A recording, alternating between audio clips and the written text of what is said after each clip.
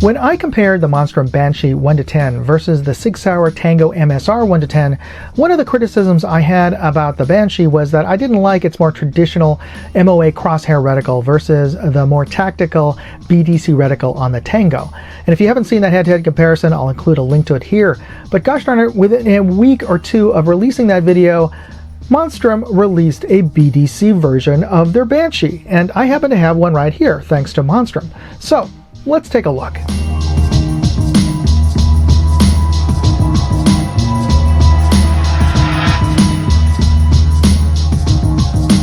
For the sake of brevity, I'm going to skip the typical fumbling unboxing, and I'm going to just show you what you get in the box.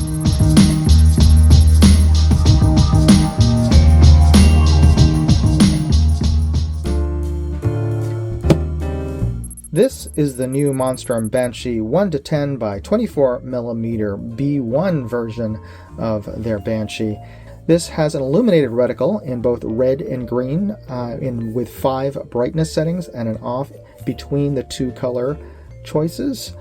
It's powered by a single CR2032 coin battery, and it does come with a coin battery in the box. And the turrets, let's take a look at those.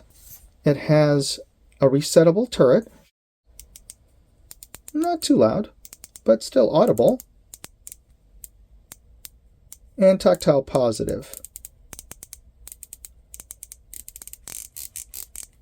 And no slop in between the clicks, and each of the clicks is a ½ inch at 100 yards, or really a half MOA, but let's listen to the windage. Perhaps a little bit louder. All right, and let's just feel the magnification dial, or ring. And it goes from 1 to 10 in a 180 degree throw.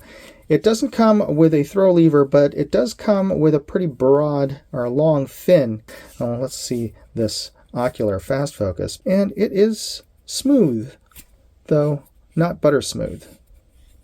The ridges provide a good texture to turn your tactile control surfaces and moving surfaces, so should offer you a good amount of grip, whether you're in the wet or you have gloved hands in the cold.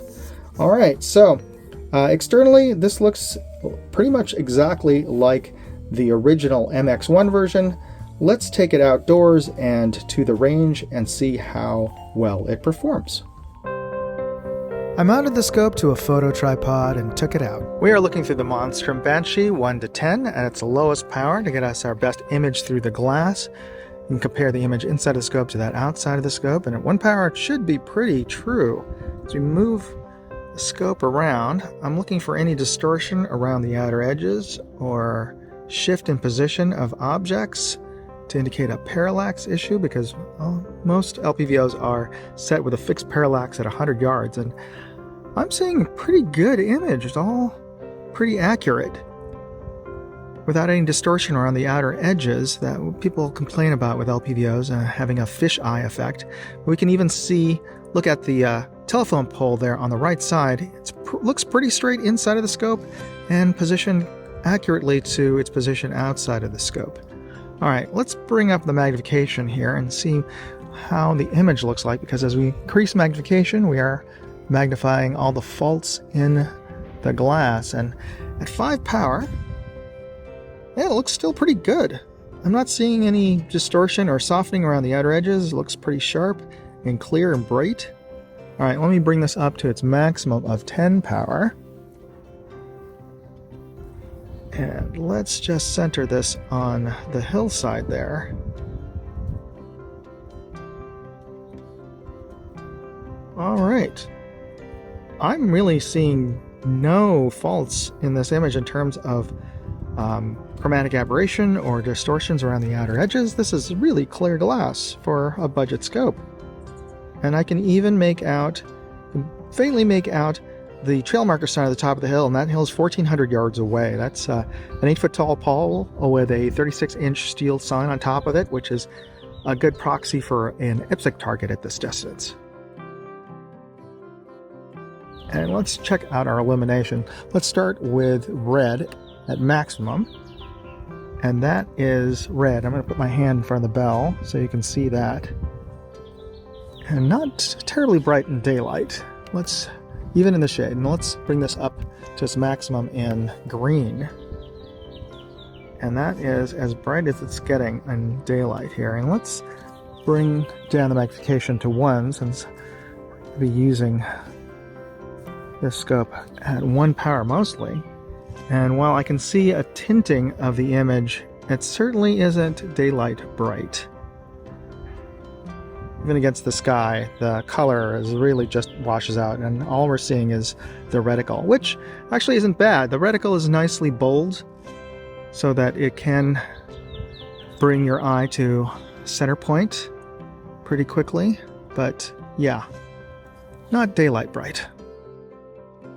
All right, next let's take it out to the range, and I've set up some reference targets, and while I'm walking back to the benches, do me a favor, hit the like, subscribe, and notification bell buttons right now. It just takes a second, and I'll get set up at the 100-yard bench.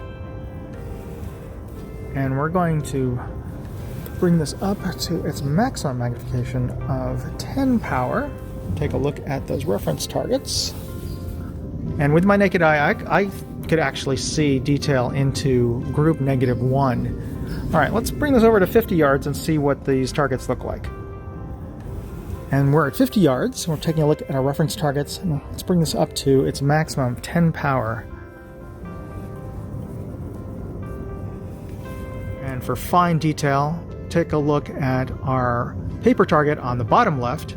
We can make out the bullet holes on the reactive sticker target quite easily, but more importantly, can we make out the 2 tiny 22 caliber holes below that sticker target? And I think we can. Now, looking at our U.S. Air Force optical resolution chart on the bottom right, I can make out detail into group -1 quite easily.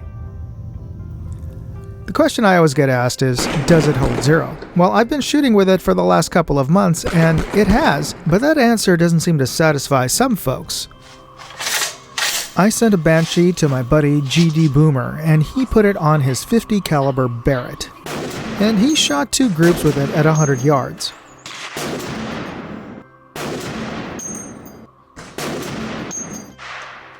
Ooh, too bad about that flyer.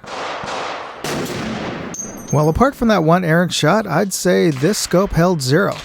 I'd like to thank the GD Boomer channel for collaborating with me, and he's just starting off on YouTube, so be sure to check out his channel and subscribe. Alright, before we talk about this LPVO, do me a favor and hit the like, subscribe, and notification bell buttons, if you haven't already. Just takes a second, but I appreciate you making the effort to do that, just like I make the effort to create these videos, so thank you. And I'd also like to thank Monstrum for sending this out for me to test and evaluate. Though I'm filled with a certain deja vu because I tested and reviewed this same scope just a few months ago, though that had the MX1 reticle. This has the new BDC-B1 reticle. And I much prefer tactical reticles in my second focal plane LPVOs, like the Primary Arms ACSS or the Sig Sauer Tango MSR reticle. Now everybody's got a different opinion about reticles. Let me know, leave me a comment, tell me what reticle is your favorite, or even if you have one.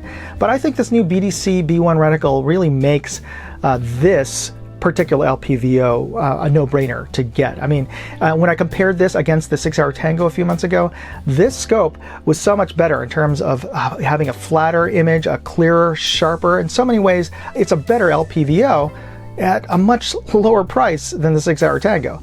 And if you're interested in picking one up, I'll include product links as well as more information in my full written review at moondogindustries.com. So definitely check that out and use those links to support this channel. Anyway, thanks again for watching. You be safe out there. Moondog, out. Hey, I'd like to know what you thought of this video. Leave me a comment or chat with me on Facebook, Twitter, TikTok, MeWe, Instagram, or Locals. And if you want to see all of my videos, go to moondogindustries.com.